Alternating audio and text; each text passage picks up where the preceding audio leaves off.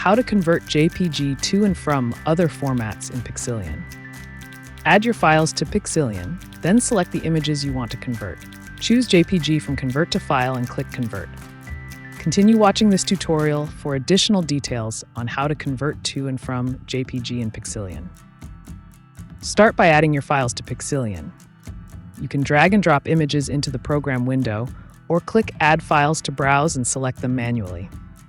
Select the files you want to convert by clicking individually, using Ctrl to select multiple files, or choosing Select All to highlight everything in the list. Open the Convert to File drop-down menu and choose your output format.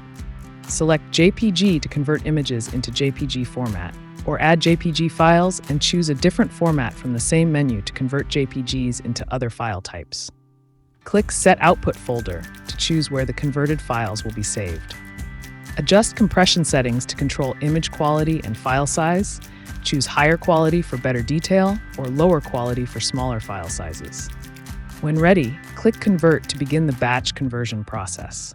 After conversion, click Open Output Folder to quickly access your converted files. For more Pixillion tutorials, visit the address shown on your screen.